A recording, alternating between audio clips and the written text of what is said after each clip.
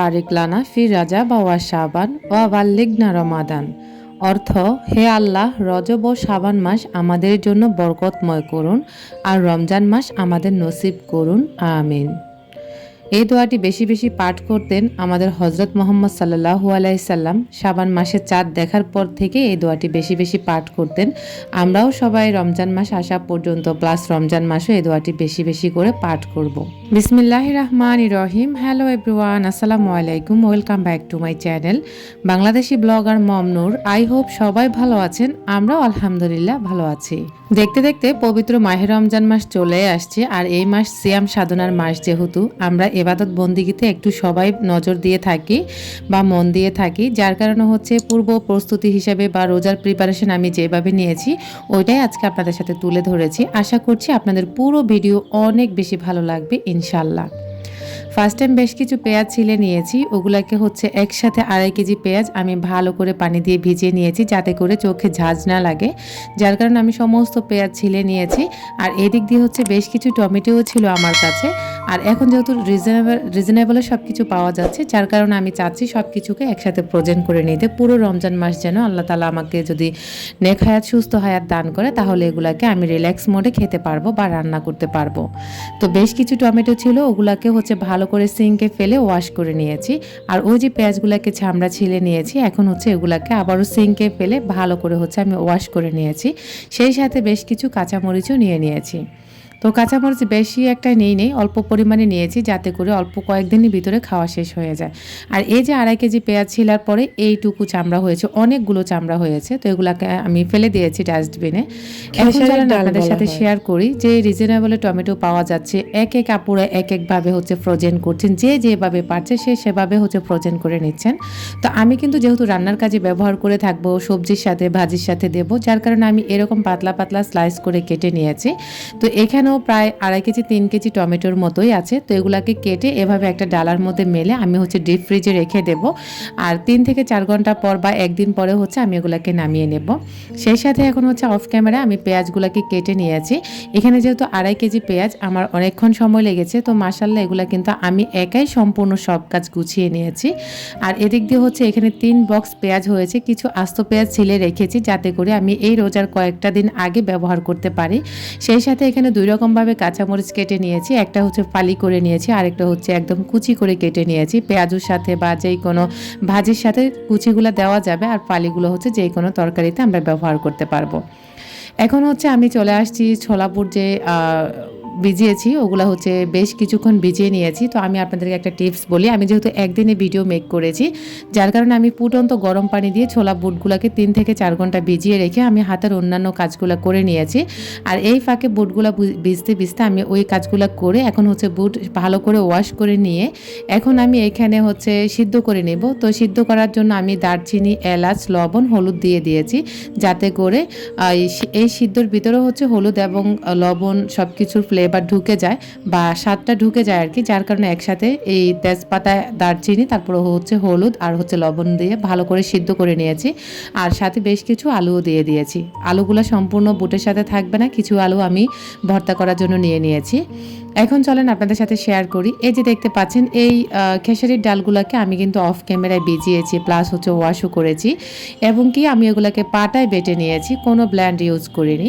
তো পাটায় বাটলে আপনারা হয়তো বুঝতে পারবেন, একদম শুকনো শুকনো করে আমি বেটে নিয়েছি। আর পাটার মধ্যে বাটলে অর্গানিক একটা স্বাদ পাওয়া যায়, যার কারণে হচ্ছে পাটায় বেটে নিয়েছি। আর আমার ব্ল্যান্ডারটা কিন্তু হেভি না, যার কারণে হচ্ছে আমি পাটায় হচ্ছে বেটে নিয়েছি। আর পেঁয়াজও হচ্ছে আমার কাছে পাটায় বেটে খেতে বেশি ভালো লাগে। তা আমি এরকম একটা মশলাদানির যেই বক্সগুলো থাকে, এটাতে আসলে আমি মশলা রাখি না, আমি যে কোনো মাছ রাখি বা হচ্ছে ডাল বেটে এভাবে রেখে দিই। আর এই যে আমি হচ্ছে এখানে প্রায় 6 থেকে 7 দিনের জন্য, তো এখানে আমি দেখা গেছে একদিন নামালে এক বক্স থেকে এক চেম্বার থেকে আমি হচ্ছে 2 দিনও খেতে পারবো। প্রায় হচ্ছে আমার 10 থেকে 12 দিনের জন্য আমি এখানে ডাল বেটে রেডি করে নিয়েছি। এদিক দিয়ে হচ্ছে কিছু আদা ছিল আগের ফ্রোজেন করা, ওই আদাগুলোকে আমি এখন হচ্ছে একটা প্লেটের মধ্যে নামিয়ে ঢেলে নিয়েছি।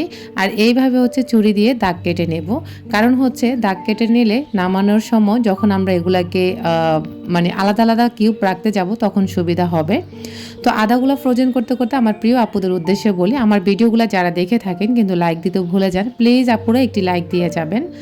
আর বেশি ভালো লাগলে আপনার ফ্রেন্ডস অ্যান্ড ফ্যামিলির সাথে শেয়ার করবেন আমার চ্যানেলের লিঙ্ক বা ভিডিও লিঙ্কটা।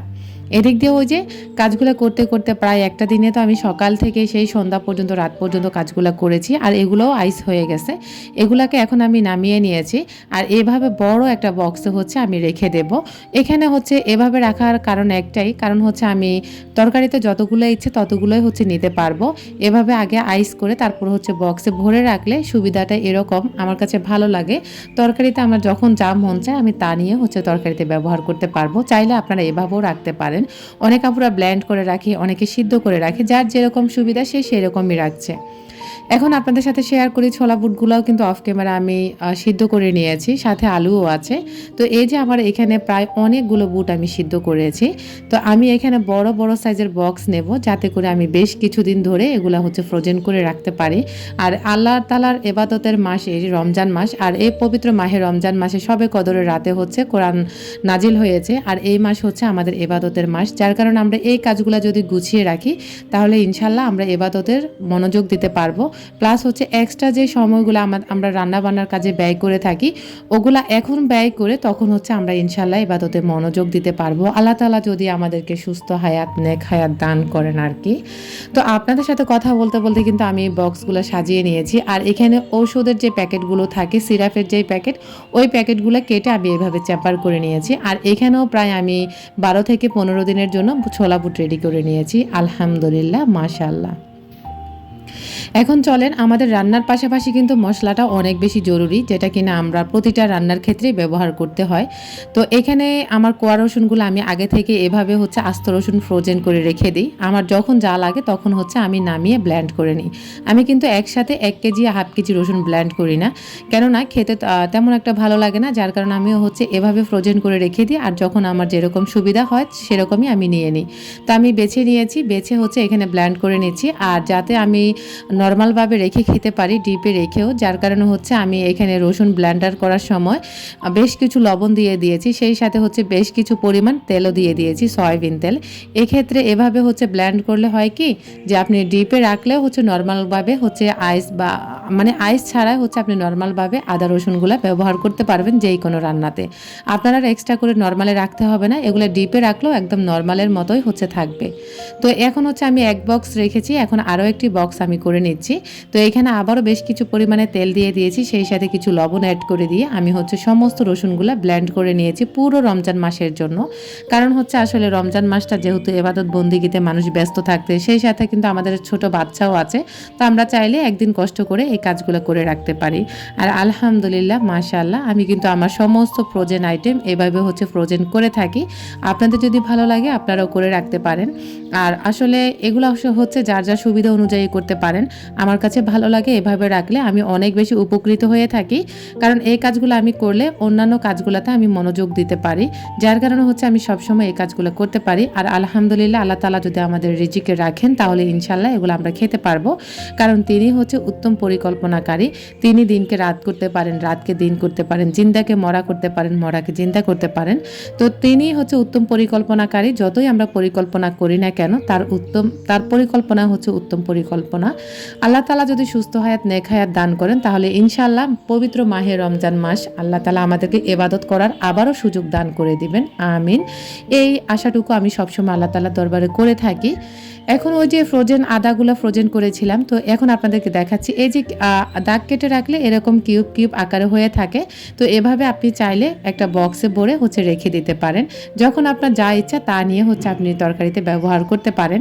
আর আমাদের এই বর্তমান যুগে কাজগুলো এত বেশি আমরা মানে ডিজিটাল করে তুলছি, আমাদের কাজের ক্ষেত্রে চলার পথে সব কিছুই হচ্ছে সুবিধা হয়ে উঠছে, বা আমরা অনেক বেশি সুবিধা ভোগ করছি।